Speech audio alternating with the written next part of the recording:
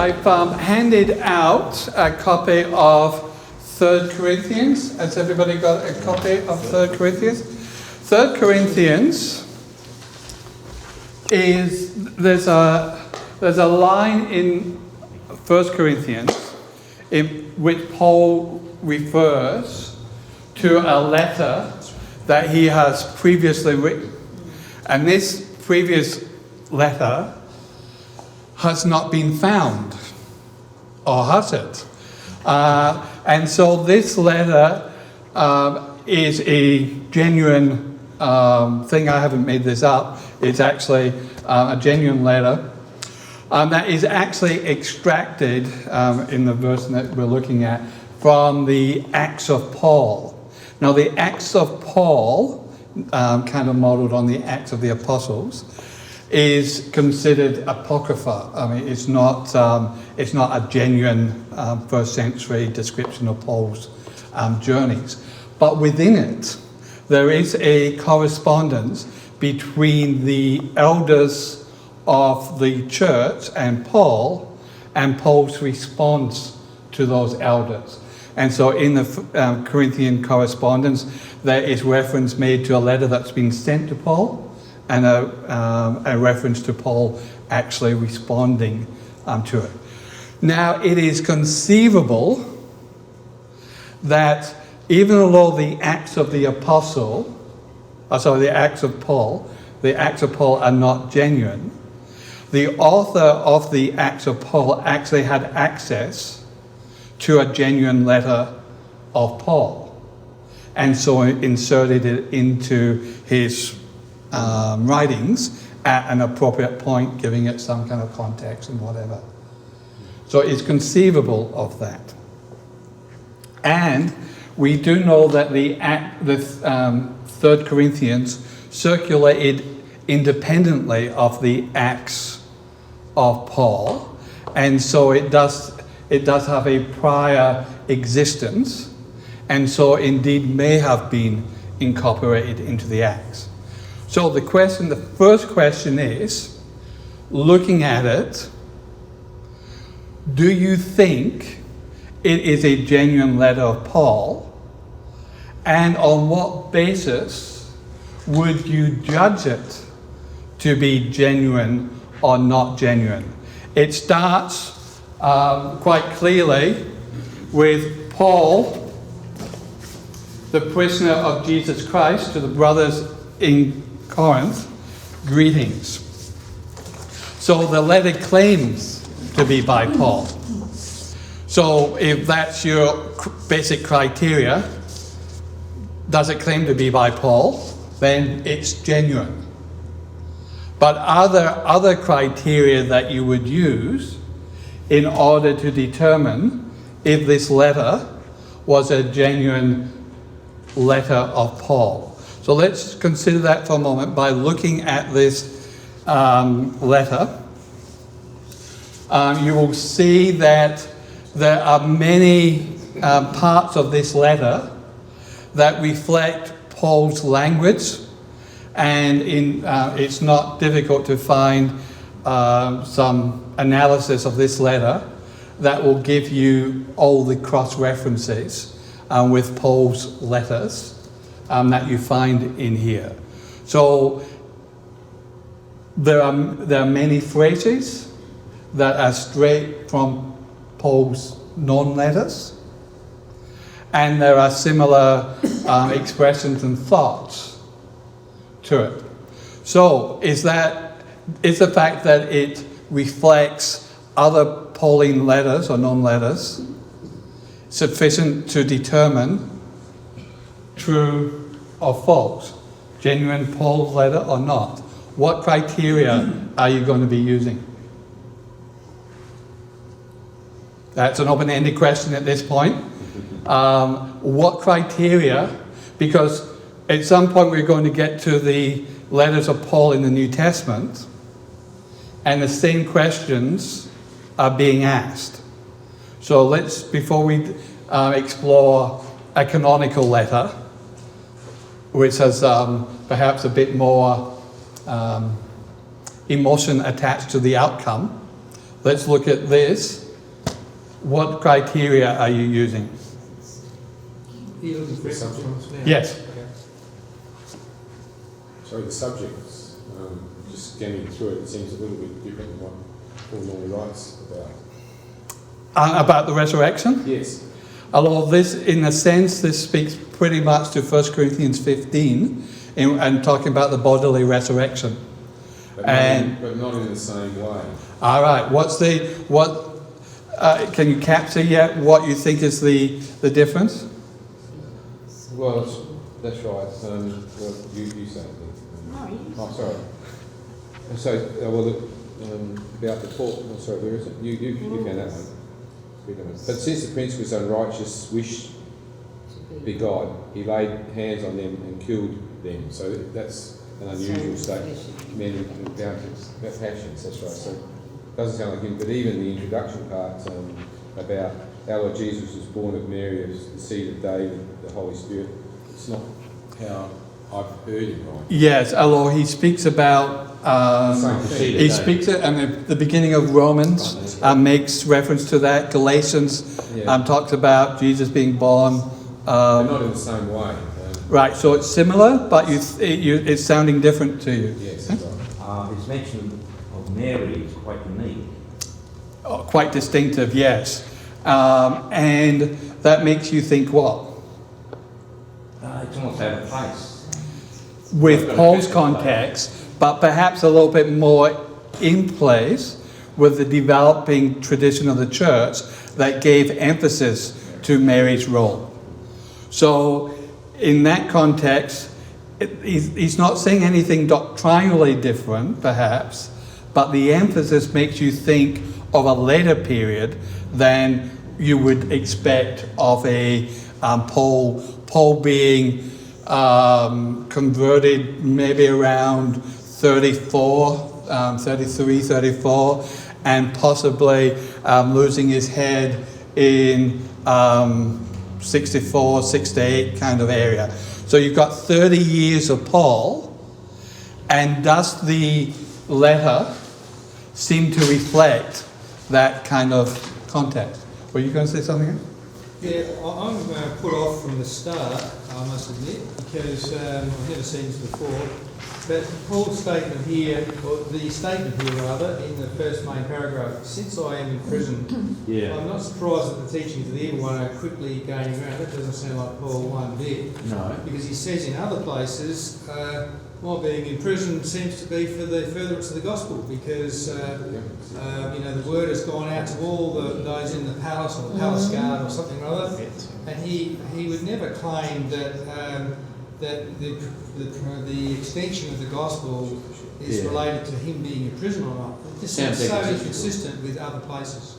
Yes. So what we've got is a similar claim to be in prison for Christ and in chains for Christ.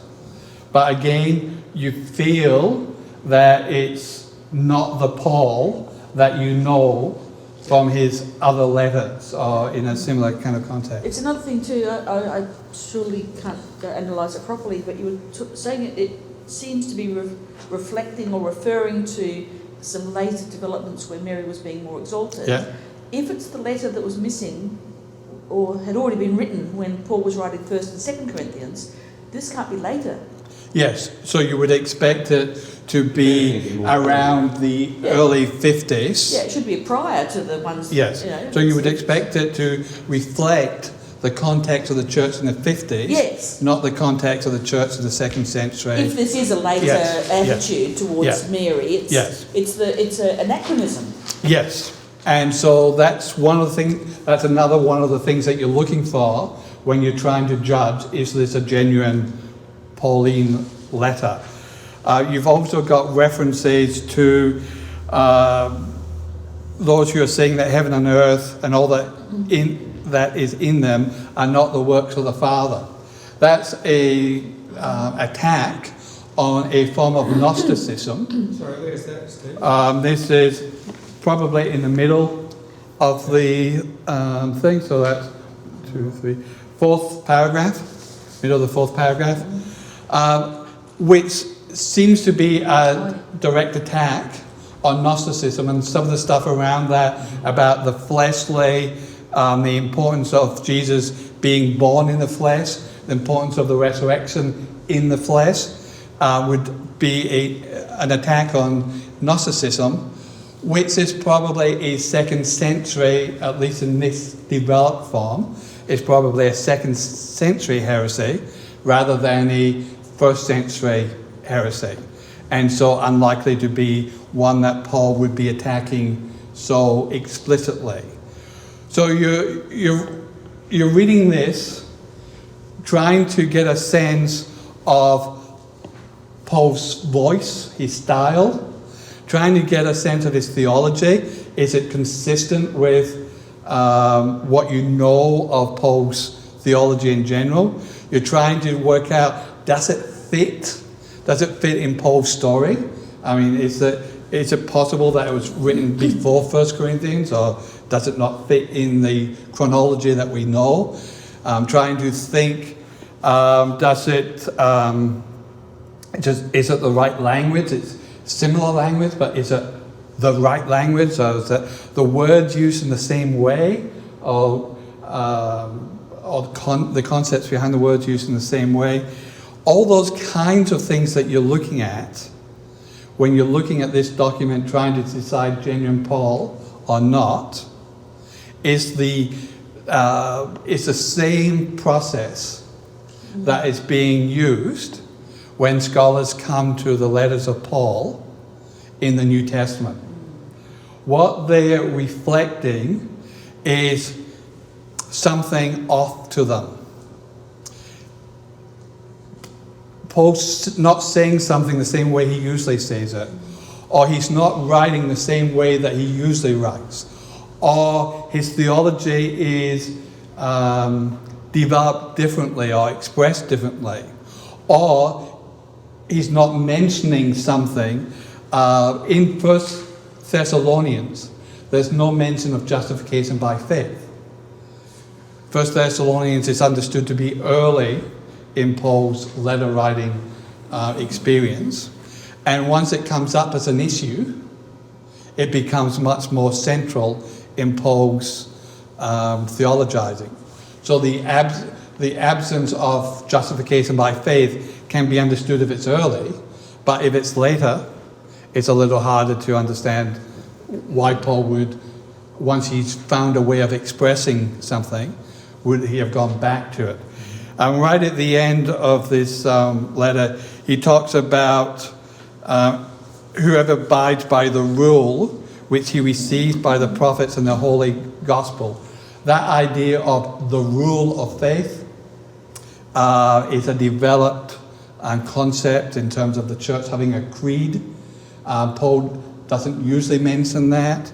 And the holy gospel, again, sounds like a developed term.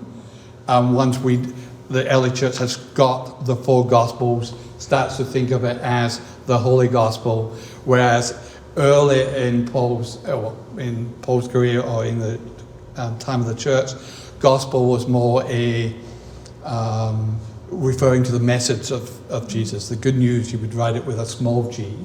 Now it's the gospel with a capital G. Is Jonah son of Amichos actually correct? I'm not sure. I wondered about that myself. Do you know? Amateo. Is it? He said that is correct, but that also doesn't sound like the way Paul talks. He normally just say Jonah. Oh, I think he would. He tends to talk about in the scriptures or something. Yeah. It's a little bit more specific. But with all that general stuff, though, are you sure it's not Paul? There's no heresy in this, and there is gospel truth in it. Are you sure? Now, in this context, 3 Corinthians, we actually know that it was written by a church leader in the middle of the 2nd century. It was written with good intent. It was an attempt to capture Paul's thoughts and expression, and he does that by quoting from the letters of Paul quite extensively. He's not attempting to create his own theology. He's trying to capture Paul's voice. But he was disciplined and lost his position because he had written this in the name of Paul. Because by the 2nd century, when there had been developed a number of unorthodox writings that claimed to be from the apostles, the church had got quite negative towards the writing in an apostle's name. So even when it was done positively, it was seen as bad practice. But that's possibly because by the 2nd century, middle of the 2nd century, it was being used by heretics. In the 1st century, we don't know if it was considered bad practice or not. Now, so I've told you that it's not actually by Paul. But if we discovered 3rd Corinthians and all the markers that we talked about were there, and it was agreed by all of scholarship, and nothing ever gets agreed by all of scholarship, but if it was agreed by all of scholarship that it was a genuine letter of Paul, would you put it into the New Testament? Would you add it to the New Testament? I consider it valuable. Valuable? Consider it valuable and worthwhile reading. And but I'm not sure to answer your question otherwise. Not Probably, I'd say yes. Yes, that you would put it in? Yes. I'd say Well, we had a no here. Why not? Oh, we're told not to add anything or take anything away. Revelation's last few verses. Yeah, although Revelation is written before there's a Bible. And so Revelation is referring to the prophecies within the book of Revelation, not to the Bible. So it doesn't act as a rule for the canon. However, your idea though is that we've got what we need. Why would you add something to that? Sorry, Stephen, I'm going to add one extra thing though. The people that sat in the various places where the canon decided were only a few generations away. And I can think of something my grandfather told me. Yes. A 100 years ago, it was actually Eric Little. And Yes. Chosen Fire. I can know that happened. Your grandfather was... No, my grandfather was not Eric Little, but he told me when I was probably 10 years old about this event. Oh yes, my dad used to tell me, great hero of Scotland, Exactly. Great hero of Scotland. And I didn't actually know that was true until the movie came out. Yeah. But having said that, there was, if you like, if you can take 2 or 3 generations, there's enough veracity passed down through, 2 or 3 generations to know with reasonable confidence that yes, this is how it was transmitted, and yes, came from Paul. We're sure of it. Sitting here 2,000 years later, no, too many generations. No way of deciding that. What you're saying is no, because I don't think we can prove it's genuine. But the premise of the question was that it was genuine. So would you be willing to add it then? I'm backing off. I'm saying those that were much closer to the events had an oral tradition, which we do not have now. And that oral tradition, over a few generations, gives them a greater, 10-20% greater certainty of the. But it was lost, and so they didn't. So we found this new. Yes. And I would go back and ask, did anyone know anyone who had originally written this? And the answer, no, we think it's a bit dubious. Then right, there is no certainty. Yeah, but that's about lack of certainty. I'm asking. I don't agree with your argument, because when they actually formed the canon, that was at the end of the 4th century. But there'd been a few intermediate. So there was no oral tradition that you could really. Well, no, the canon. While the canon was formed, came to a final expression in the 4th century. It was actually codifying the experience of the church. So those books that got identified as belonging to the canon had been used by the church authoritatively for the previous 300 years. So what am I saying? So while the canon is late, the actual canonical texts had been used and reused constantly during that time. So they didn't gain authority in the 4th century. What happened was their authority was recognised in the 4th century. So there's a bit difference there. That's kind of why I would say no, because the church had not picked on this particular letter as something they wanted to hang on to and work with. Yeah? Did I see it? I was going to say yes, because if all the scholars agree, you gave us this scenario, right? Yes. It's all the scholars genuinely agree, Pauline. and these people are not stupid, and then tend not, especially theological colleges and stuff, tend not to be too many heretics among them, and they balance each other out. Excellent. We want that on tape. So I'd have to say yes. I'd be prepared to read it and take it seriously. If they wanted to put it in the Bible, and sell it to me, I'd say, yep, okay. Recently found. Look, some people argue about John chapter 8, the story of the woman caught in adultery, so to speak.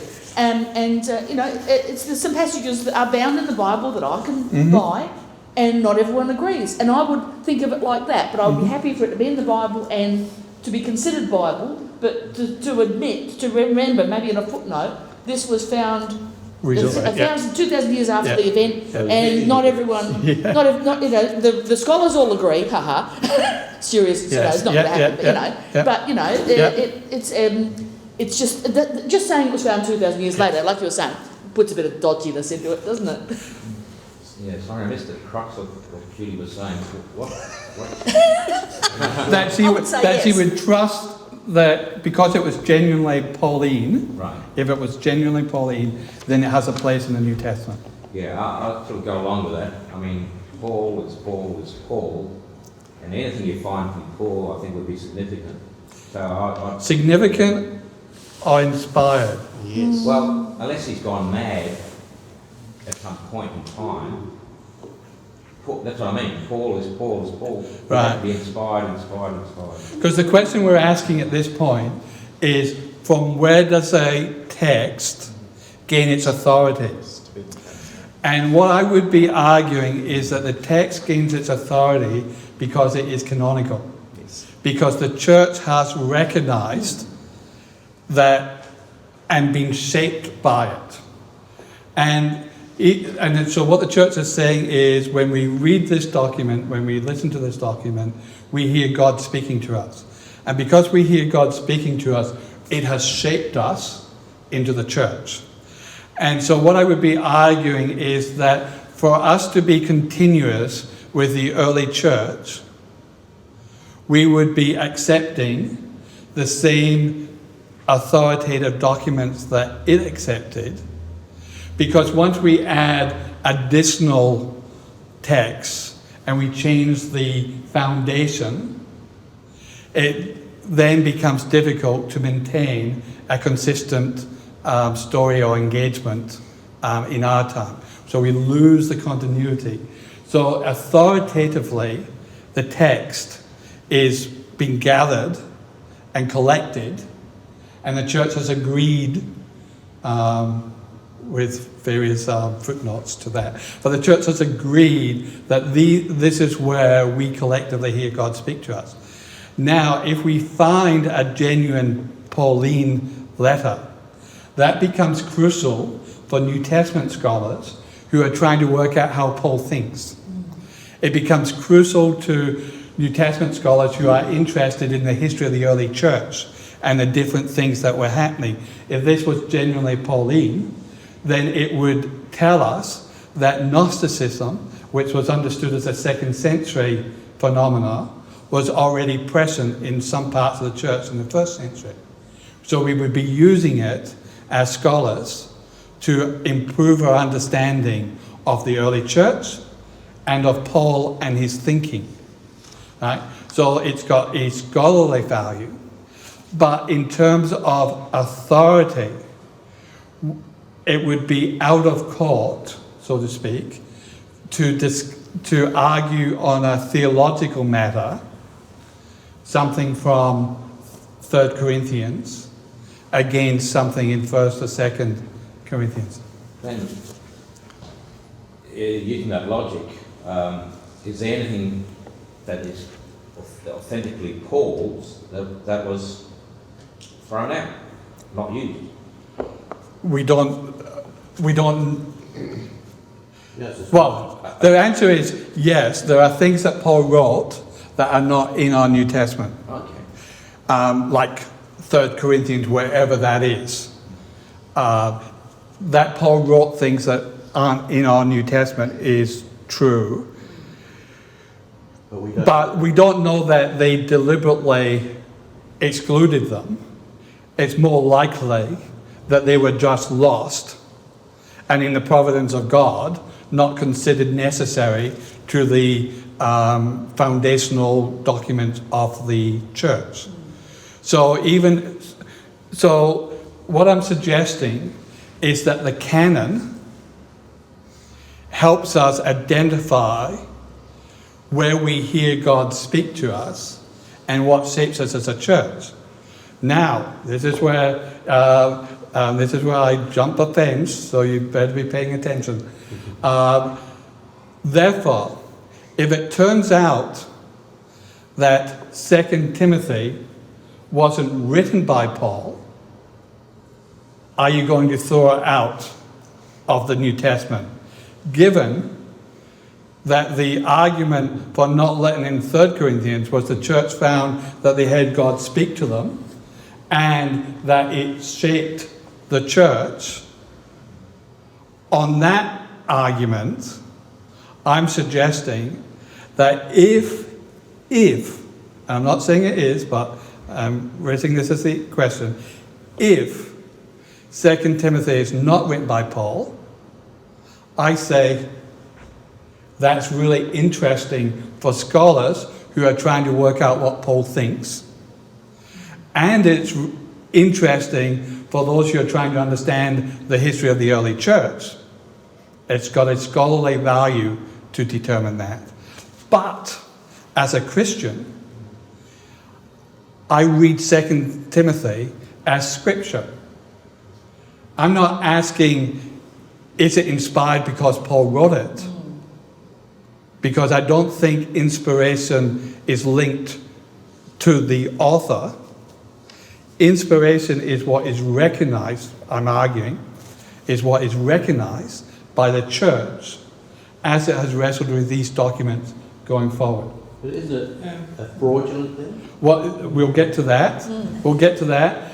But short answer, that's a cultural question. What you consider fraud is different from culture to culture, depending on their expectations. And so it is possible, I'm not arguing that this is resolved yet, but it's certainly possible that within the writing context of the first century, it was appropriate to use the name of someone like Paul for non-fraudulent reasons. We'll get to that in a moment. I find that very hard to accept. Yes. If it was found that the 2nd of Timothy, for example, was not written by Paul, in my mind, it would suddenly make that letter dubious. It would cloud my view of that. I don't expect this is going to happen. Yes. On the other hand, because it says it's from Paul, now on the other hand, and there's also other personal references, isn't it? On the other hand, if you found that the letter to Hebrews was not written by Paul, that wouldn't worry me at all. Because it's not claimed to be written by Paul. So we're back to this question of, is it possible to write a text in the name of an authority rather than the person themselves? So can in the first century, because we have to ask the question in terms of the first century, is it possible in the first century for a disciple of a teacher to write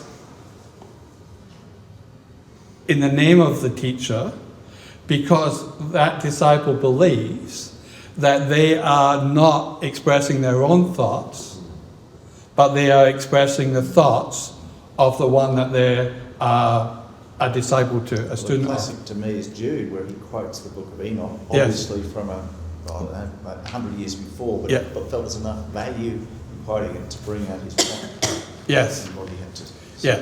So we consider the Book of Enoch apocryphal Yes, that's right. and wouldn't use it. The Apostle Paul, interestingly, discusses a tradition of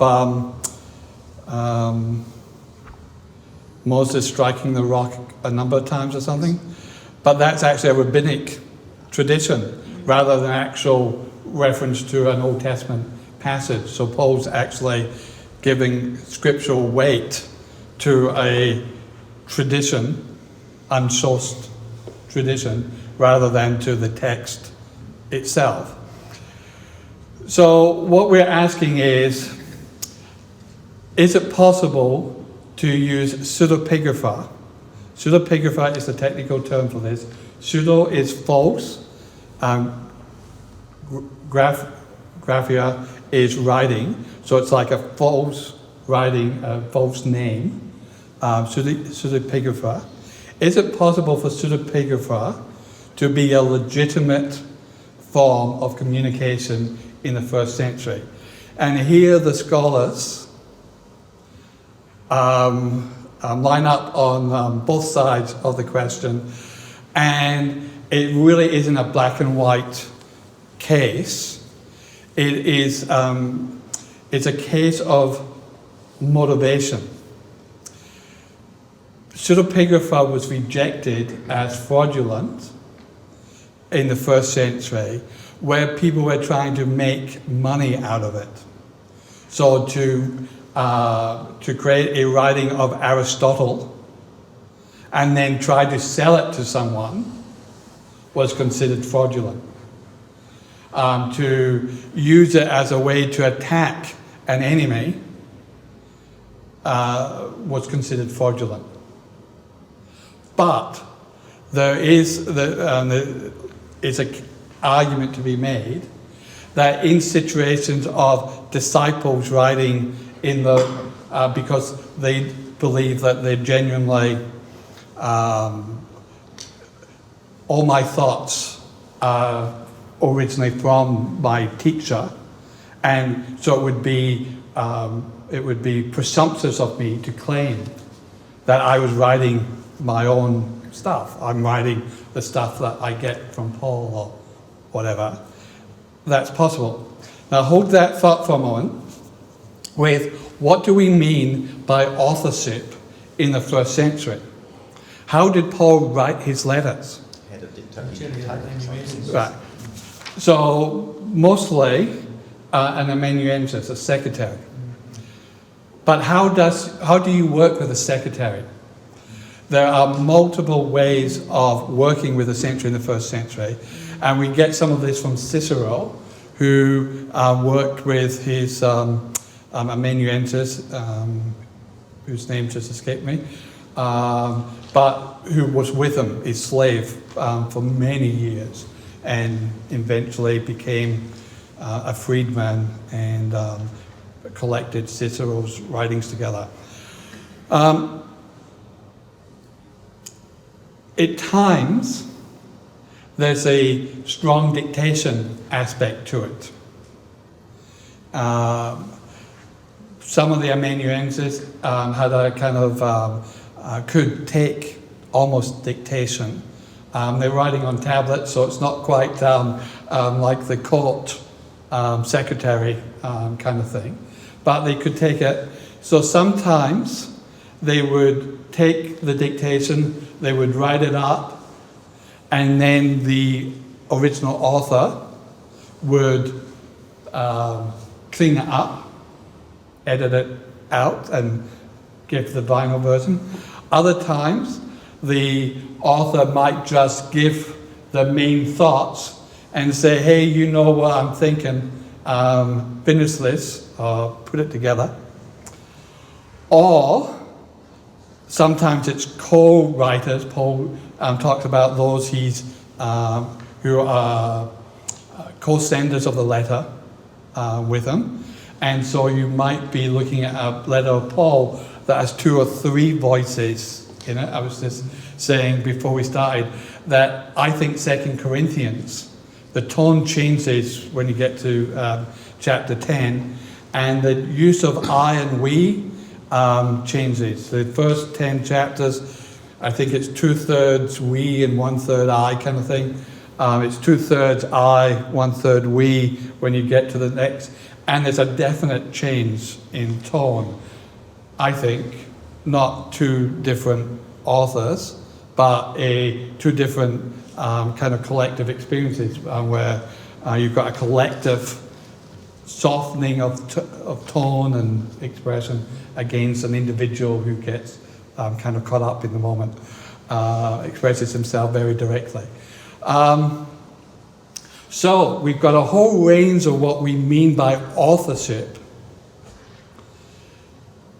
It's a lot broader than the idea of me writing something on a computer and it's just mine.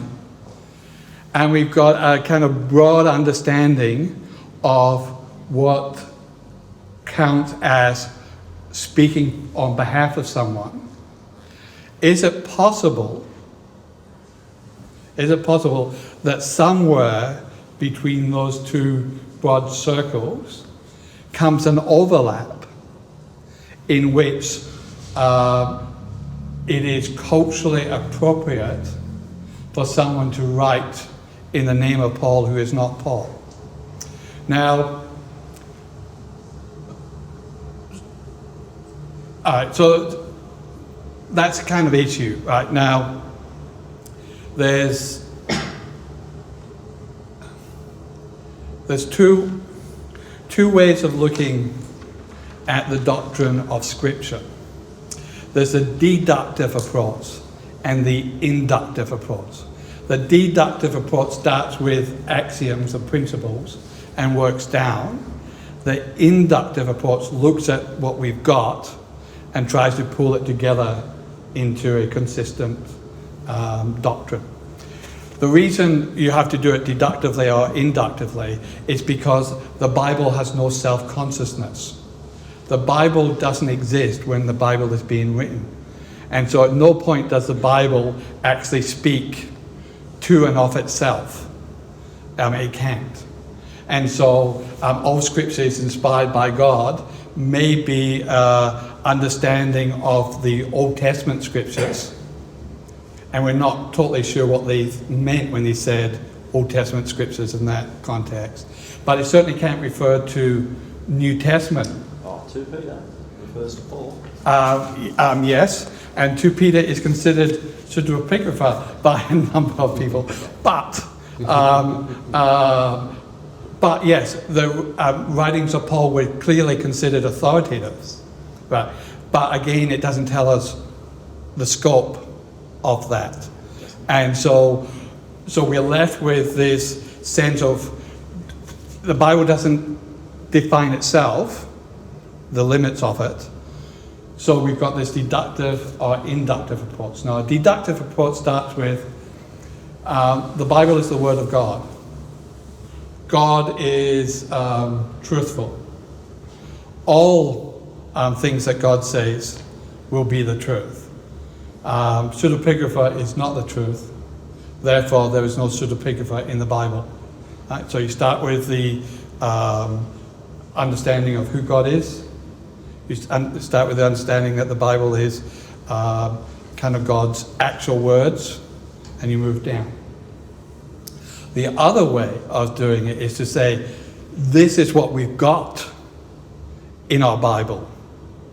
And we've got uncertainty, and we've got conflicts, and we've got different types of literature and culturally relevant poetry, proverbs, legal codes, letters, gospels, apocalypse.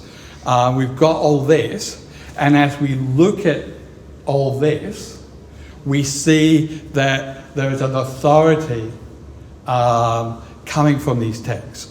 And so you kind of work your way out or up from what you've got in front of you. The first way of looking at it, this deductive approach, rules out from the beginning the possibility of pseudepigrapha in the New Testament. It doesn't give any allowance to the cultural possibility of it, and it just has an understanding of, I know God, and this is what God would do. He wouldn't use pseudepigrapha, therefore there's no pseudepigrapha in the Bible. The other approach says, well, Jesus was a big surprise to the people of God, and so God doesn't always work the way I expect him to work, and he works at times in most unexpected ways and through most unexpected sources. And so if we hear God speak, then in this, or the church has heard God speak in this, I'm willing to say that God is speaking to us in and through that, even though it might not be genuinely Paul. Right? So you've got two different approaches. Now, you're going to have to decide for yourself, are you inductive or deductive? If you're inductive, the whole, it really doesn't matter too much about the cultural context and stuff like that. Decision's been kind of framed. And for some in the church, and for certainly some scholars, that's already been predetermined. They just rule it out. It's not possible.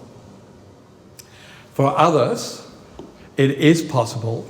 And so while they look at all the writings of Paul as authoritative scripture, they don't necessarily consider all of them as from the hand of Paul. So these are called Deutero-Pauline. So Pauline and Deutero-Pauline, second Paul kind of thing. So Paul one removed kind of thing.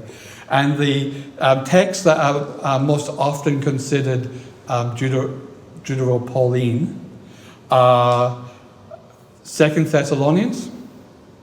2 Thessalonians because there seems to be some theological difference between that and 1 Thessalonians in terms of the emphasis on the end times and the lawless one and stuff. And so there's some sense that there's a difference there. Ephesians because while it captures many of the great themes of Paul, it also has a kind of cosmic Christ, where Paul's other letters focus very much on Jesus of Nazareth kind of thing. Pardon? He never mentions Nazareth. Yes, but Jesus, rather than the cosmic Christ. So there's this felt to be a theological difference there. And Colossians actually reflects a lot of Ephesians, perhaps more than some people are willing to allow for Paul to double up on. It's like the 3 Corinthians, the fact that so much of it is quoted from a Paul established text makes you wonder, is this genuinely Paul? Of course, the other way of looking at it is Paul said to someone, finish this off. I want to say a lot like I said to the Ephesians. And so you get that. But if Colossians is considered Deutero-Pauline. Now, 2 Thessalonians, Ephesians and Colossians will have many defenders as genuinely Paul. Less so when you get to what are called the pastoral epistles, 1 and 2 Timothy and Titus. The basic argument against those refer to the lateness of the developed sense of the church in those letters. In Paul's earlier letters, you've got a clear sense in which spiritual gifts determine the leadership of the church. It's a charismatic church. When you get to Ephesians, it's a church of order, and there's a kind of laying on of hands and an ordination and what is considered more Catholic in the sense of ecclesial church of bishops and Authority structure. and stuff. So you've gone from early movement to later movement. Could that have happened in the 30 years of Paul's writing history, or does it reflect later? And then there's some concern that the details that Paul gives of himself in the pastorals don't easily fit into the life story that we know of Paul from the Acts of the Apostles and the other letters. It's hard to find where did he write this in terms of the list of letters. Now, there are less defenders for the genuine Paulness of the pastorals than you get for Ephesians and Colossians and 2 Thessalonians. So generally you speak of the 7 capital letters of Paul, the headline ones, so 1 Thessalonians, 1 and 2 Corinthians. Romans. But that Romans comes at the end. Then you've got Galatians and Romans and Philemon and Philippians in there. So those are your 7. They're called undisputed in biblical studies. Nothing's undisputed, but they're called the undisputed. So what happens is that these 7 become the measure against which the others are judged. Right? So they become the straight line against which you then measure. So what that hides is that there's a fair amount of diversity in the 7. So there's not a lot of commonality between 1 Thessalonians and Romans, but they're part of the 7. So there's a fair bit of breadth in there, and it is argued, and I'll give you something at the end.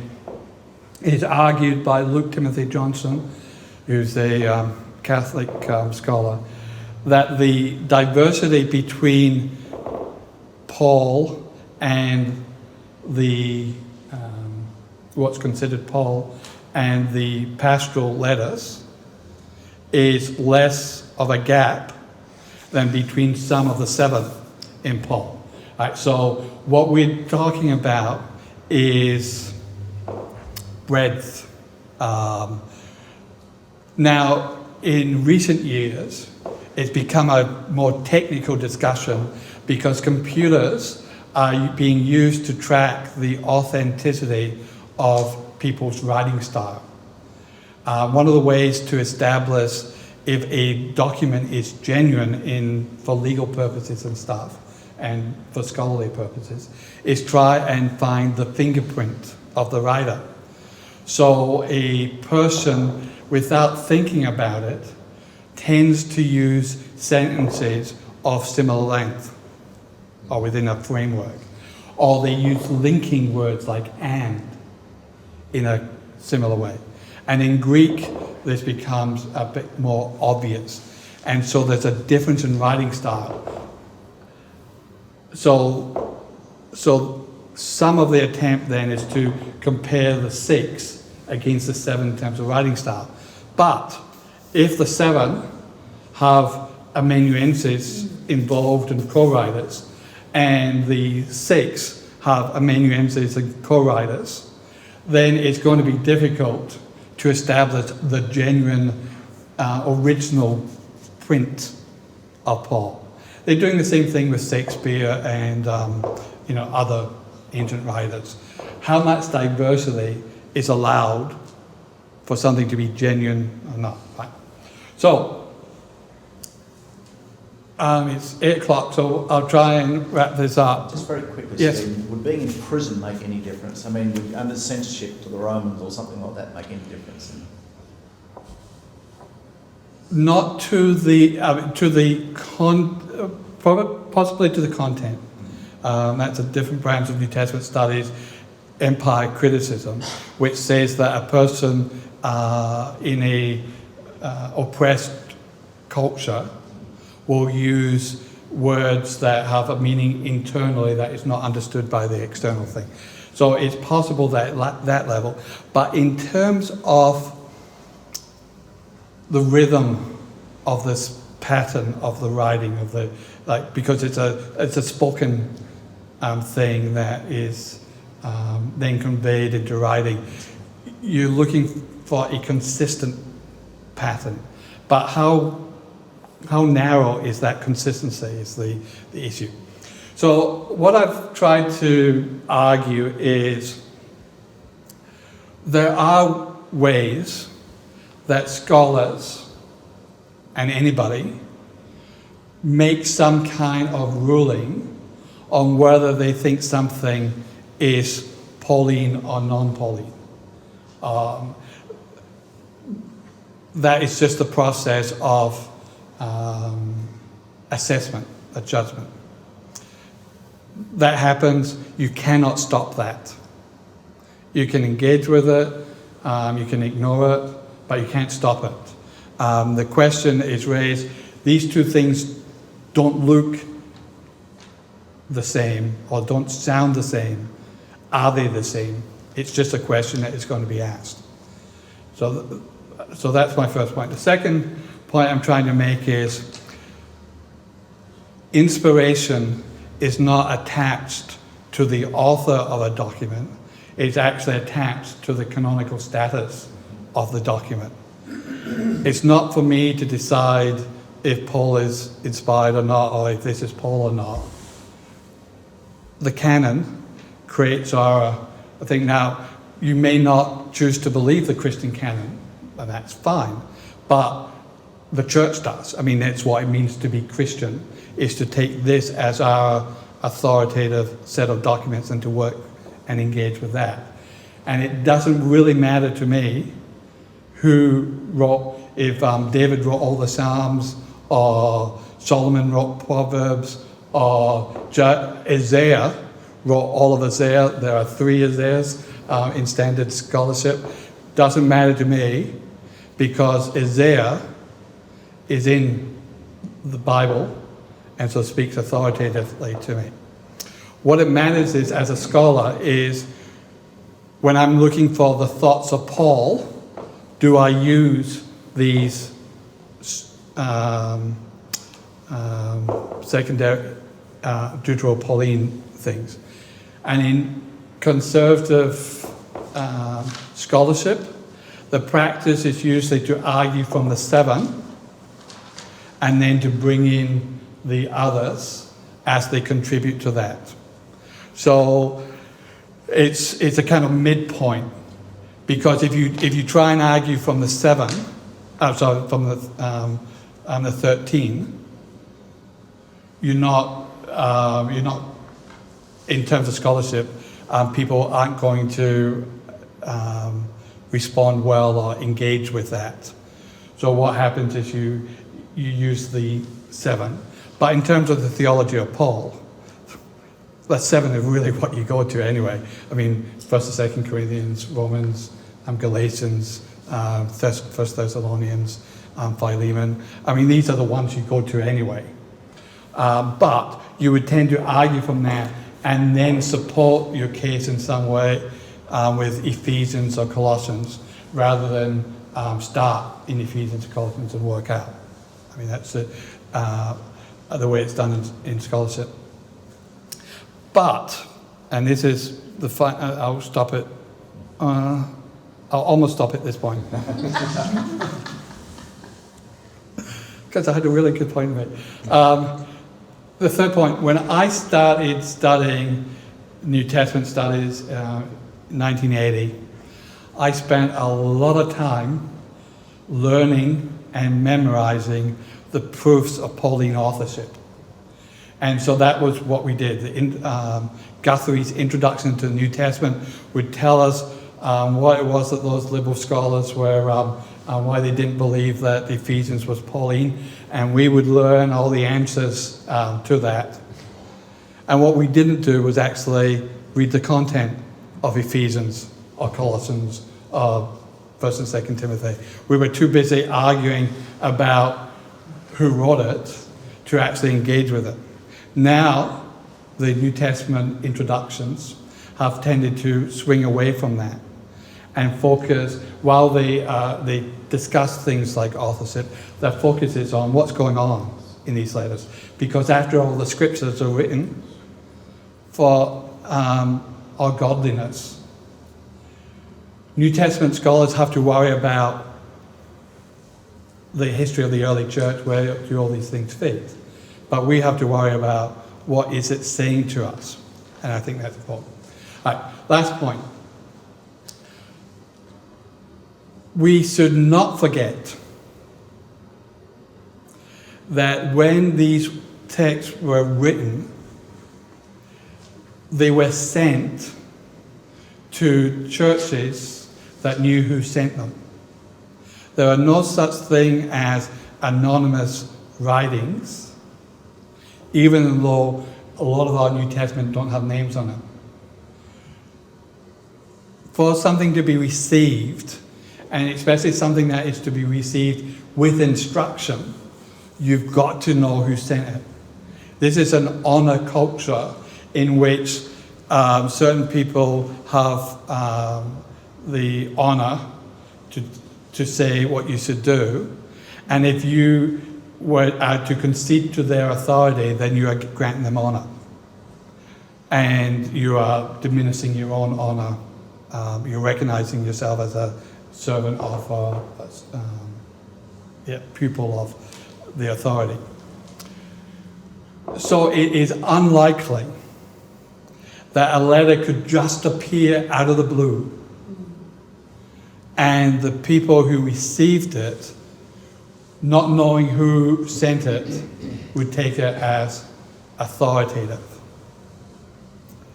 It is also unlikely that it just turned up in the post, because nobody had letter boxes, because that's not how mail traveled.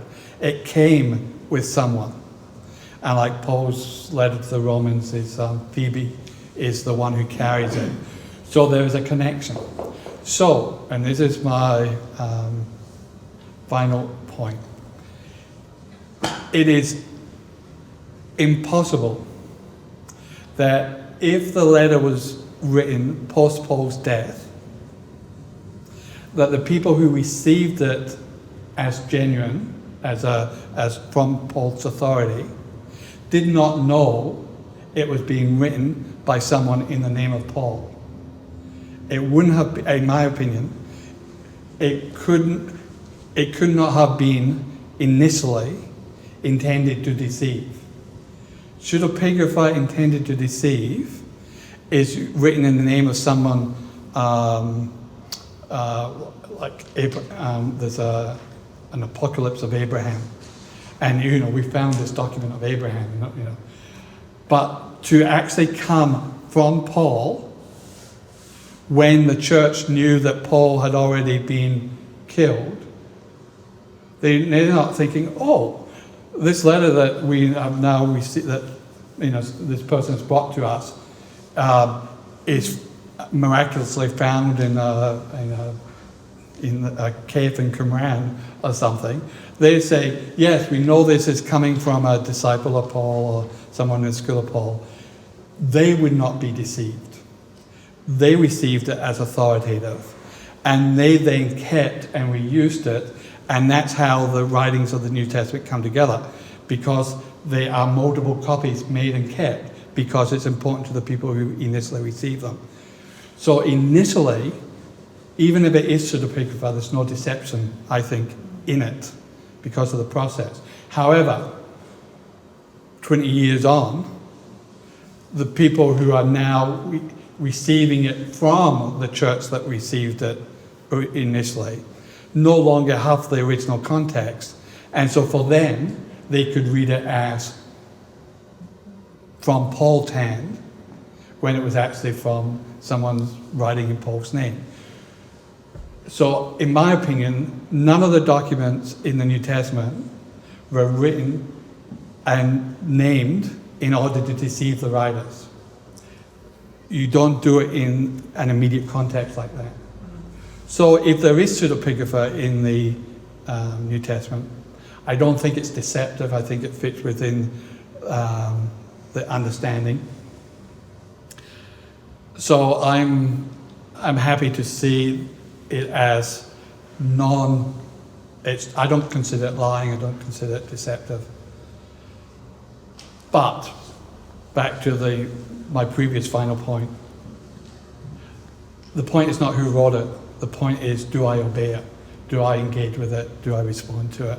That's always the more important point. You can find yourself an intro to the New Testament and you will get all the arguments. And when you get to the end of it, you will not be any smarter than when you started. Because there's a lot of smart people written on both sides of these issues. You're not going to resolve it. I'm not going to resolve it. You have to decide, are you going to actually listen to it? Or are you going to cut out parts of the New Testament until you or someone else decides that they belong? I won't start with a question. I will leave that first question to Kevin. He always likes to ask the first question. But I will offer an insight. As a writer of memos or technical memos and reports and things like that, I can understand that a memo might be written in my name but have many authors, and yet it's still mine to own, and that I will put my flavour of writing onto it. Generally, it's the right of the last editor, even though some of the engineers that work for me might have different ideas, and sometimes I have to ignore that and accept that it mightn't be in the form that I want. So I could relate to that in terms of Paul talking and then maybe putting together a letter afterwards, reviewing it with the guy and maybe crossing out something or doing something like that. So, and I would add that our culture is a literate culture, and so we assume that the written form is absolute. And so you take time of a memo because in 2 years from now, that will be used as evidence against you. Oh, definitely, yes. In an oral culture, the context is different. And so Paul particularly sees his letters as a substitute for his presence. He would rather be there talking, but he's not able to. And so it's more a verbal communication that's been captured, and the people who heard it would not have written copies in front of them, and they would not take away with them written copies. What they would take with them is the memory of it, the oral experience of it. And so our concern for precision of words, who wrote that phrase, is less likely in an oral culture in which it's the experience of the whole that is being taken as we heard from Paul today. The people who heard Paul's letter to the Romans being read did not walk away with favourite memory verses in place. They heard the first 5, 10, 20 readings. You're still just getting the big picture coming at you because you just can't hold. The text has taught us to see it, whereas Paul's original letters were actually heard and so have a different kind of context to them, and so a collective voice is a different kind of experience. And we now ask questions post the print revolution that would never have occurred to people prior to that. So do you think we overanalyse some of the... That sounds like with the Bible study? Yes, I'm going to... Oh, sorry. Okay. I'll leave that... Put that one on hold and we'll let Kevin ask the first question. Yes. One of the people who watches our videos is from Scotland, from Edinburgh, and his name is Derek. So hi, Derek. And he's very keen on the Dutch radicals. And the Dutch radicals apparently claim that none of the letters of Paul are written by Paul, were actually drafted in the time of Marcion. So have you had a chance to look into that at all? No, because up until you mentioned it to me earlier this week, I'd actually not heard of that.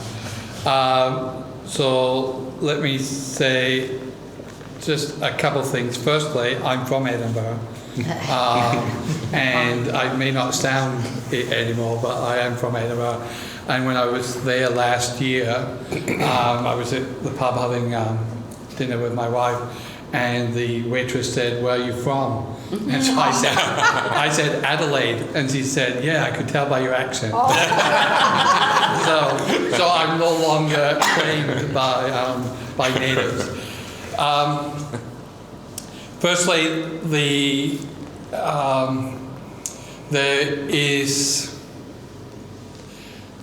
we don't have physical copies of the New Testament from the first century. Mm-hmm. So there are no surviving copies of Paul's letters that can be dated to the first century.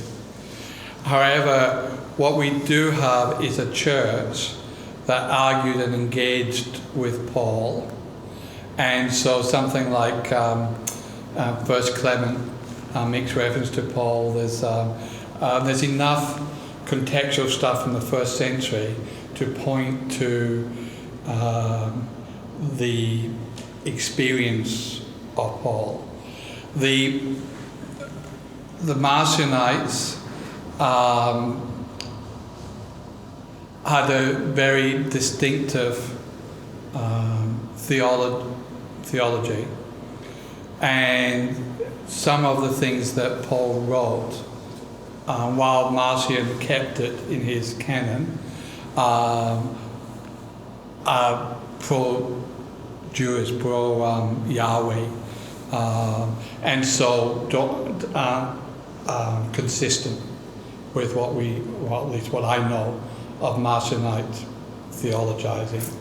I did come across the letter to the Laodiceans, which was a possibility instead of the Corinthians for using. The letter to Laodiceans is considered, at least according to stuff I was reading this week, is considered to be Marcionite in origin because of its distinctive theologizing. So what does that all mean in terms of radical Dutch?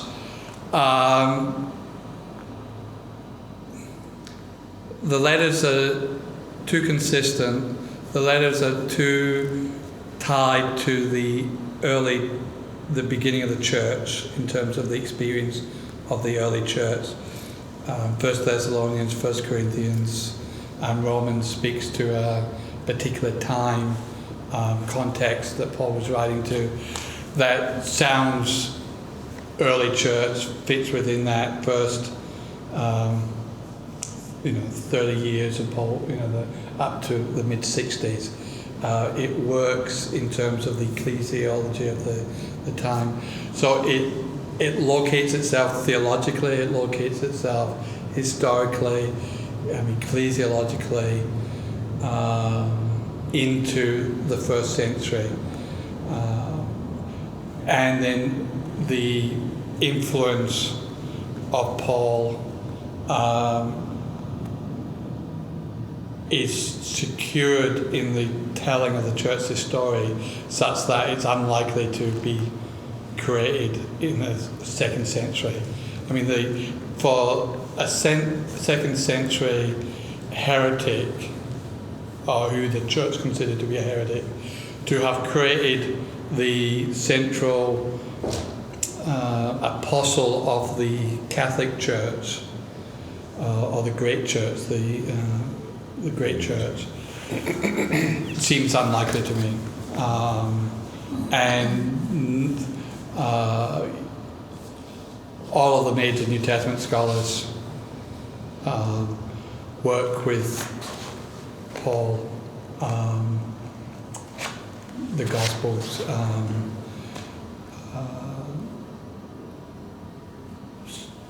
Yeah, so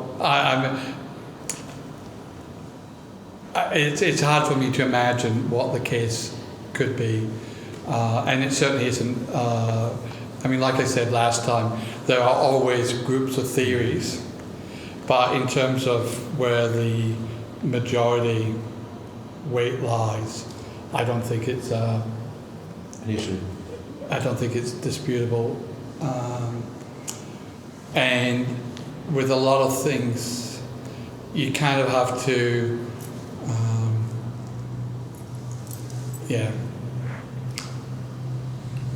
I think you would have to overturn a lot of history, a lot of scholarship of history to get rid of Paul. Yeah. I mean, the greatest evidence for Jesus is the church. To have a church in the 30s without a Jesus makes no sense at all. To have the church that we have without a Paul doesn't make much sense either. Paul's took the church in a openness to Gentiles in a way that is first century in terms of unless you move everything into the second century. And then what do you do with the existence of the church prior to that? I mean, it just, I'm sure, what was the guy's name? Derek. I'm sure Derek has, has a number of reasons, and I would have to go through, engage with them one by one to really get. Welcome to take over from me. But in terms of, this goes back, if I might use the controversial example of climate change. And when you've got, 9 to 8% of the scholars saying one thing and 2% saying something else, you spend your time engaging with the 9 to 8. There are lots of books that can be read that will be more persuasive than me trying to undo the Dutch radicals. But if the Dutch radicals have a case, it will get its chance in scholarship. But at this point, it's not made much impact, I don't think. You're saying some people, maybe these radical people, are suggesting that basically the church was completely Jewish until the 2nd century. That's what you're. Yeah. Well, Acts talks about the Samaritans receiving the gospel and the Holy Spirit falling on them, and then the Gentiles, Cornelius' household, receiving the gospel, the Holy Spirit falling. But there's this 100-year hiatus. It doesn't make sense. Well, you're assuming Acts is a 7-day document written in the 70s or the 80s. I don't care what's written. It's talking about what happened in those years, not when it was written. There would be in early modern New Testament studies, so like the 1800s kind of thing. The argument was made that the early church was a conflict between Peter and Paul, and that Acts is a synthesis. So you've got thesis, antithesis, and synthesis, and that Acts is a 2nd century synthesis trying to tell the story of the church in a way that brings Peter and Paul together. Now, by and large, because Acts is tied to Luke, and it doesn't say much about, it doesn't really say anything about the destruction of the temple, and it seems to be blind to that. Acts is considered a document of the late 60s or the early 70s, by and large, rather than a 2nd century thing. So I think your point stands, because I think Acts is a 1st century document, but it is argued by some is a 2nd century thing. But we're covering this on the 24th of August.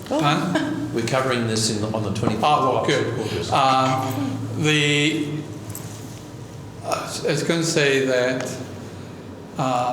most of the 2nd century writings, and there's a lot of them, and you can find they're all published together. I mean, called the Apocrypha of the New Testament, 2 volumes. Got all the kind of 2nd century, 3rd century stuff. They are distinguishable by the theological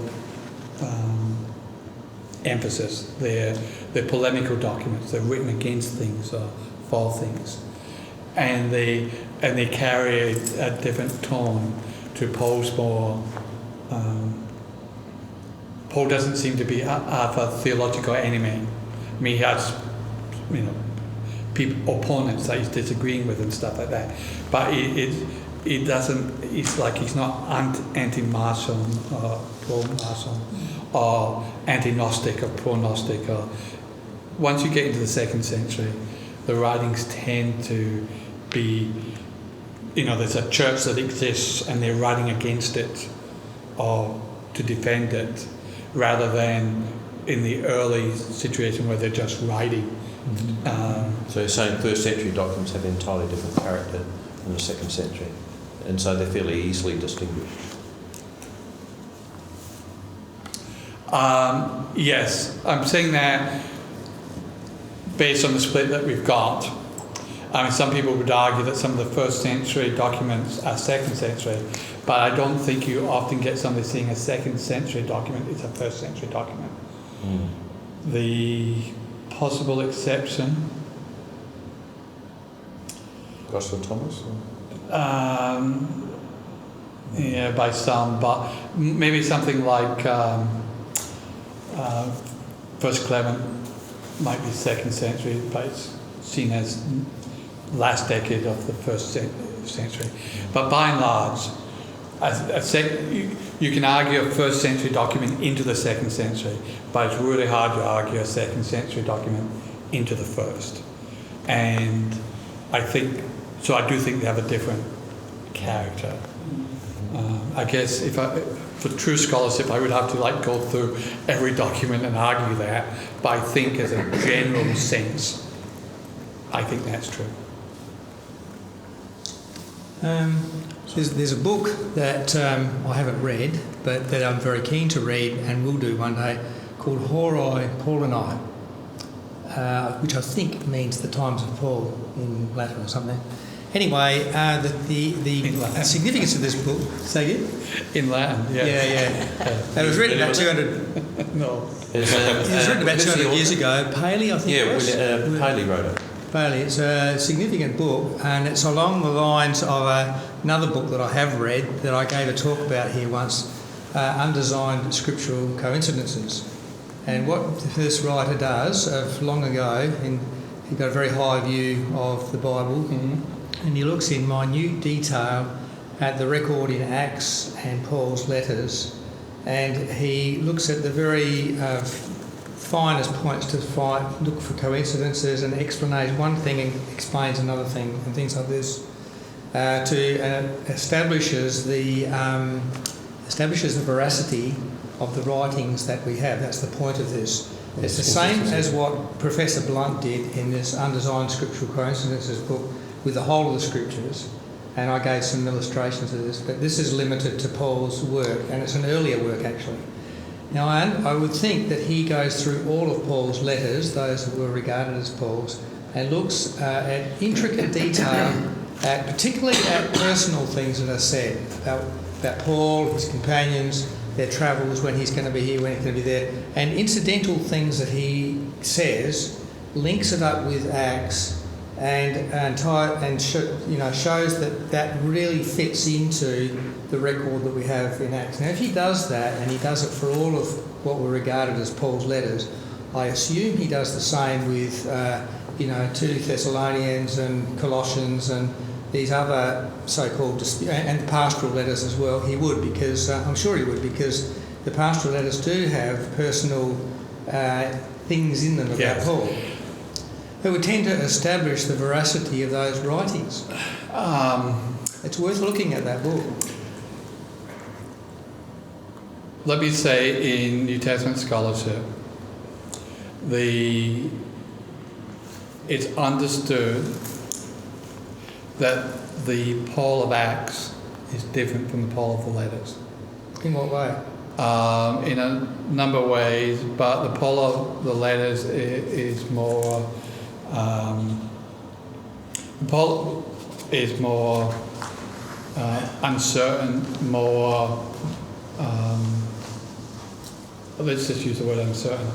And in Acts, Paul is a hero. And one of the ways of understanding it is that Luke, writing of Paul, is different than Paul's writing of himself. How one knows oneself is different from the way that someone who looks up to you. I can accept that. I can accept that. So there's different Pauls, not incompatibly different, but different. The Paul of Acts is not a letter writer, and there's one of the arguments against Lucan authorship of Acts is that if Luke is a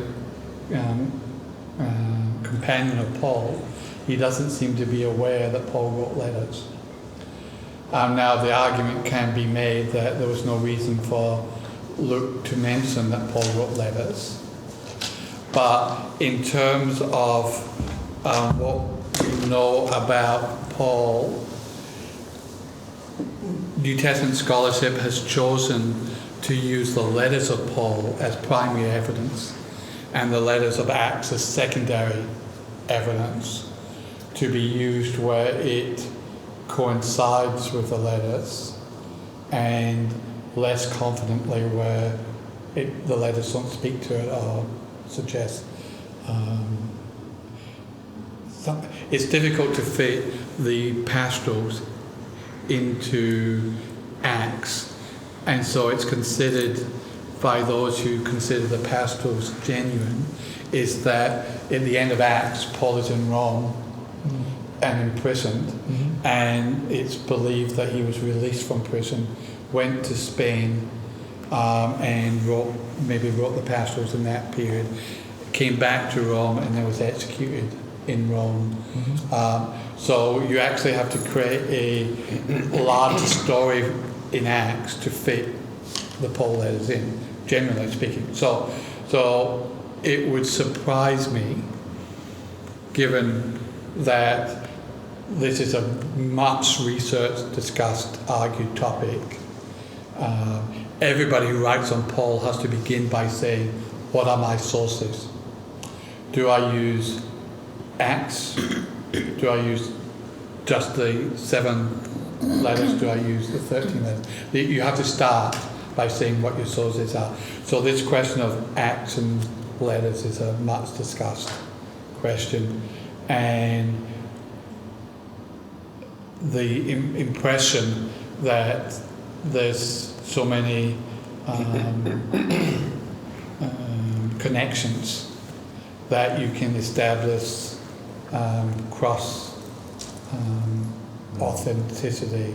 But does the connection between Acts and the pastorals necessarily mean that, like, the pastorals may later say something that reflects back into the past? It could be. By Could be Acts? that. Unfortunately, I haven't read the book, and it is in antiquated English, but I'm intending to get to that one day. I certainly did appreciate Blunt's book, which was written in the 1850s, around that period, and there's 150 such illustrations he gives, many of them very intricate through the whole of the scriptures. But the point of it is to establish that it fits into the period.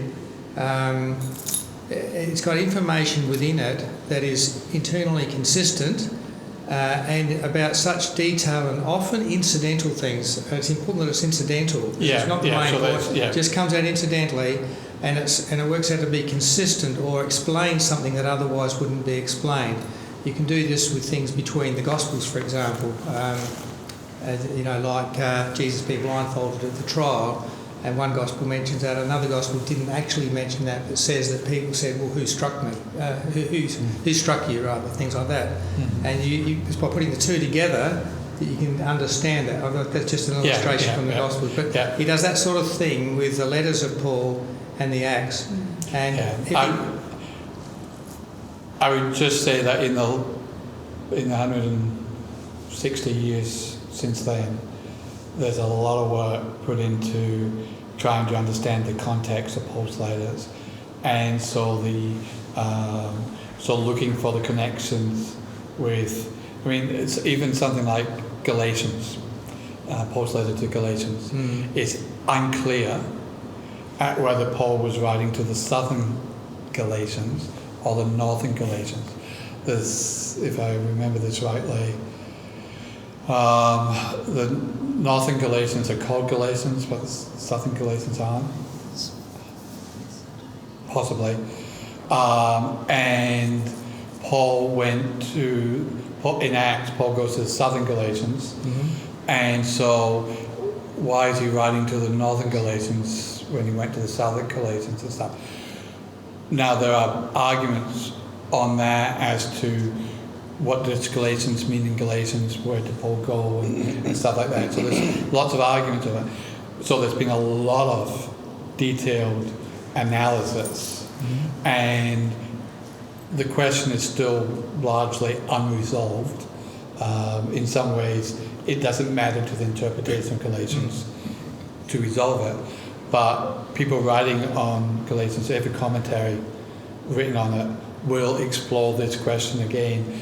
And so those attempts to look at what Acts says and then where does Paul's letters fit into it is an ongoing...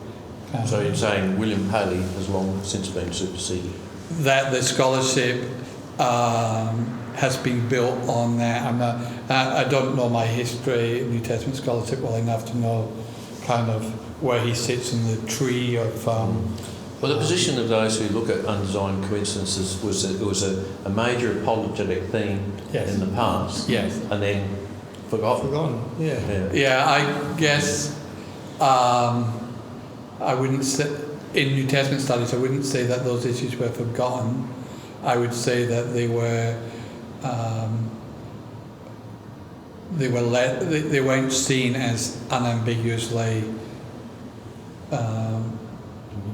persuasive, and so therefore not sufficient to resolve these questions, and so they remain open. And you do have to actually make a case for Acts, the Paul of Acts, why he's different from the Paul of the letters, and I think basically Luke being the outsider and Paul being a hero of his kind of explains a lot of that, but you do have to actually... we only, from Paul's perspective, we only have his letters. Yes. There'd be a whole spectrum to Paul that we know nothing about outside of... He did much more than write letters. Yeah, but in Paul of his letters, he's like struggling with the Corinthians. I mean, in terms of authority, and 2 Corinthians gives you that kind of sense of a person who isn't convinced that he's going to hold his church and against these super apostles and stuff like that. The Paul of Acts has no such concerns. Because when he goes to the Ephesians and he says, "I'll never see you again," and he says that wolves will come in and attack you and things like that. So yes, but his concern is, But in terms of, if you were to read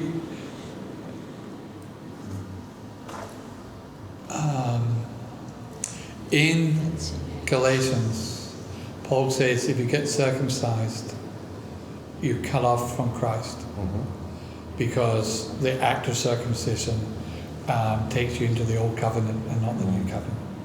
In Acts, Paul approves the circumcision of Timothy because He was Jewish.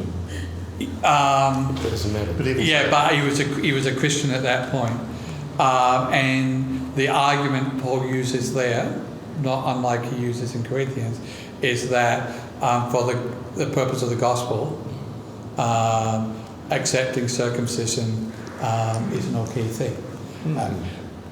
But what you need a larger context to bring those two things together.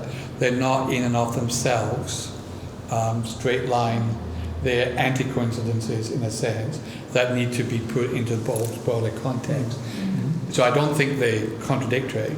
I'm just saying that if you, for as many coincidences you get in one direction, you've probably got things that need to be explained or resolved in the other direction. So, but if when I try and get a sense of Paul, I start with his letters. Paul's self-disclosures, I'm a Jew, tribe of Benjamin, and Paul's heart, which I was cut off rather than.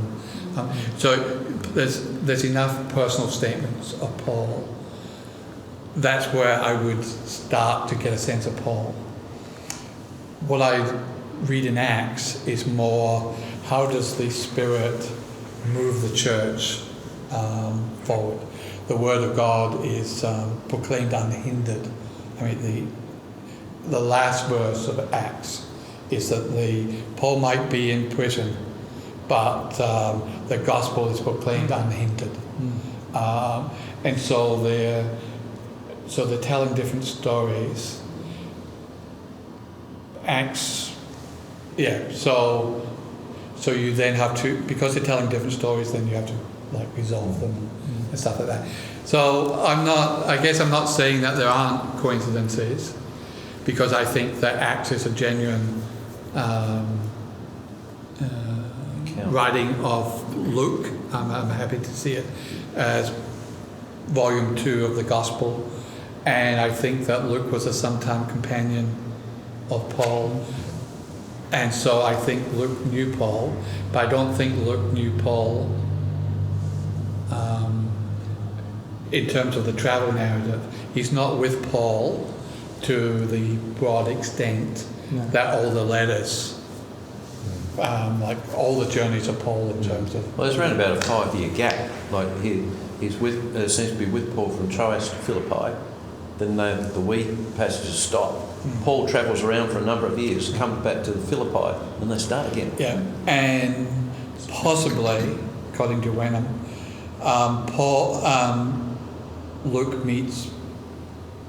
Luke is a native of Antioch. And so the first part of Acts is the stuff he would have learnt from Christians, followers of Jesus, who had come to Antioch, people of the household of,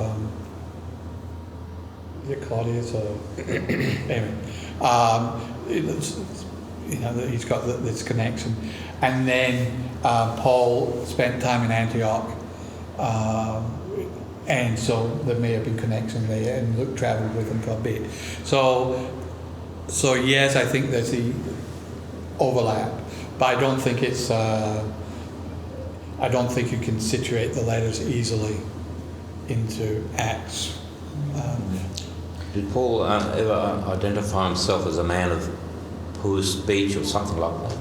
Yeah, in his personal life. I couldn't understand that, because I thought he was like a Pharisee, super well educated. What did he actually mean by that? You can be well educated and still not be able to speak well. Well, yes, but perhaps in terms of its rhetoric is Greek education, or Greco-Roman education, was very much built around rhetoric.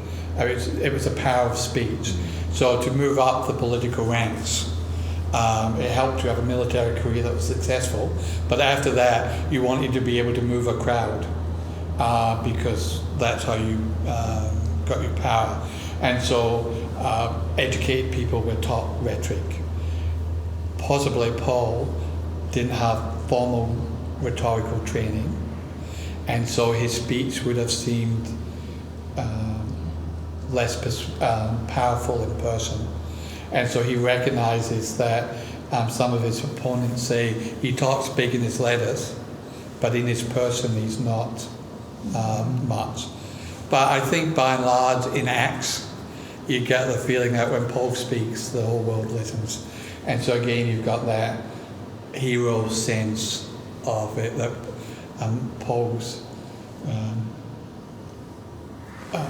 Paul can speak to a crowd. Mars Hill, all that kind of stuff that Paul.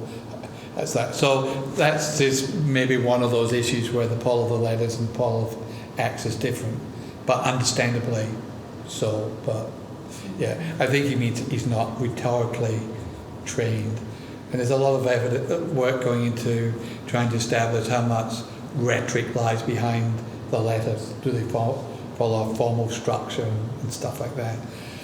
I've read that. I've read some of that stuff, and I don't get it. I never did Latin. I don't read. I mean, I read Cicero in translation. What do I know? So I don't get all that rhetoric stuff. And it seems to me that when they describe it, almost every other thing is saying that this is an exception to the rule. And when every second thing is an exception to the rule, you start to wonder where the rule is. So I don't quite get the rhetoric stuff. But from what I understand of that is they keep looking for the exceptions because Paul doesn't seem to follow the formal rules of rhetoric in the way that they would expect him to. They expect him to use it, but he doesn't use it. But does an expert in rhetoric know when to break the rules? Yes. Indeed. And so that, again, that is a possibility. But these questions are much discussed and debated among New Testament scholars. Some people make a long career out of getting to know Paul. Like the whole of scholarship seems so confusing. Can't an ordinary lay person use their common sense and come to some sort of decisions on this? The trouble with common sense is it tends to be anachronistic. What is common sense to you in the 21st century or the 20th century coming into the 21st century? I'll give you an example. The kingdom is a theme in the Gospels which is largely dropped in the letters. Yes. The only person who mentions it is Paul, and it runs through the pastorals, Ephesians, and the authentic letters. Likewise, the theme of the Spirit being the deposit, which is the guarantee of what is to come. That's a theme that's only in Paul's letters, and it's in Timothy, Ephesians, and the Genuines. So there seem to be some threads in there which kind of bind the Pauline letters together. That's to my common sense. Well, I would say that each of those theological threads would be nuanced, and Paul doesn't use Paul prefers the term Lord to kingdom as a general sense of what capturing that theme, and the kingdom in Paul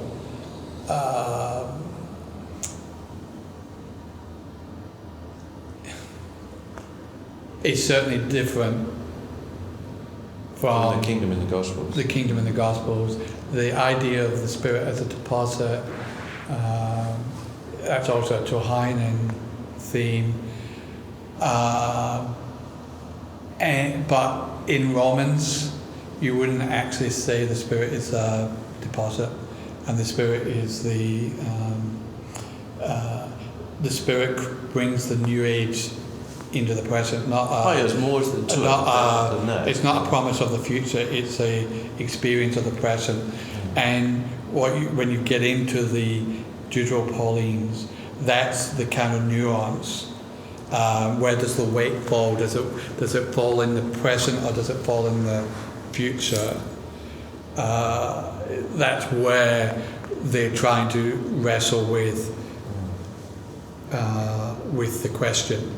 And so you're either looking for some kind of development, because it's not flat. So you're looking for some kind of development between the early and later, undisputed, and the early and the later, or whatever. You've got to allow some kind of development, and then the question is, at what point does the development fracture jump a bit, jump to the next generation of Pauline thinking? Is it a progression you can see in the 35 years of the church, or the 15 years of Paul's writing? Because Paul's earliest writing is probably 49. If he's dead in 6, well, Romans is considered the latest writing of the 7. So you're writing from 49 to 57. That's where the 7 letters fit. The others have to fit into post-Romans to 64, probably. Was there that much development in post-thinking by then? I mean, those are the questions that are asked, and it's not for lack. Well, it's not for lack of looking. It may be the other way around, that you look so hard that you see so much that you just get bamboozled. That you're looking for nuances, but it certainly does. It certainly, the more that you look, the more that you see this need for some kind of development. Now, between Thessalonians and Galatians, you posit a struggle with the church with Judaizers. And Paul develops the language of justification by faith. That's why it's not there in 49, because that's not an issue for the church there. So you're looking for development. How much development is the thing? I will have to call it to it. I'm sure there are, the questions can continue, and I think the fact that people are asking questions shows the interest. You've certainly demonstrated the idea of the separating the wood from the trees, and that aspect of it, looking closely or looking back from the thing. That's what struck me. So I do appreciate. Certainly, I appreciate the discussion we've had, and it certainly opened my eyes and wanting to know a bit more. So thank you very much.